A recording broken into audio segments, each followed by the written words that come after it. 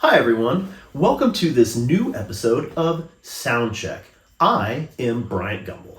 You're Brian Gumbel. And we are Bryant Gumbel and Logos. Today's segment is one of our favorites. It's called Track to the Future, where we discuss a classic album that was near and dear to our hearts, heavily influenced us growing up. Maybe you too. Leave us a comment. Paulie, which album are we talking about today? Today we're talking about Stone Temple Pilots' Purple album.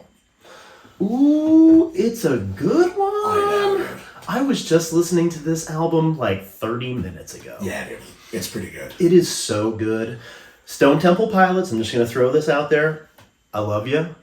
Maybe you like it. Maybe you don't. Maybe you throw it back. I don't know. Balls in your court, Stone Temple Pilots. Balls in your court, Stone Temple Pilots. The Leo brothers, you're the shit. Yeah.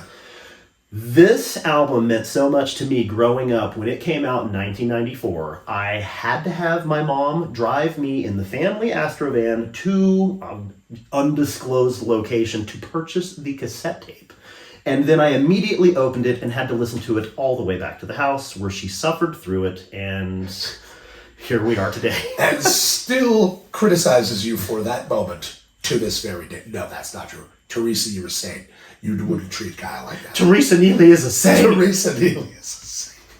Love you, Mom. I remember I really liked Stone Temple Pilots' Core album. I thought, it had such killer songs on it and stuff. And I was a little bit like, okay, well, this new record's out and stuff. I was like, what is that going to be all about?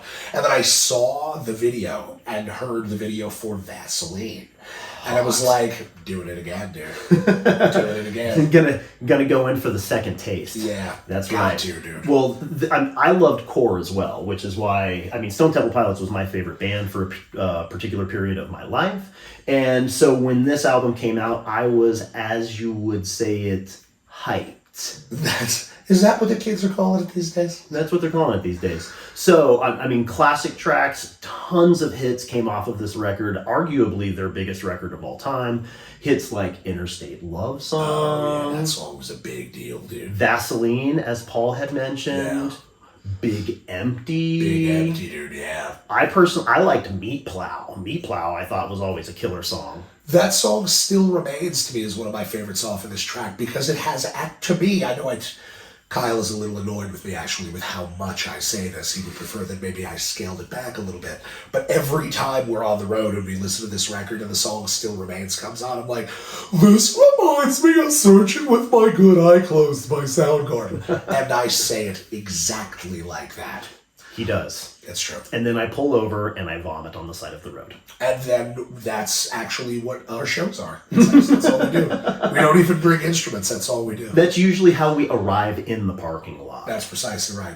Our fanfare, if you will. Yeah, that's right. So definitely leave us a comment. Let us know what you thought about this video.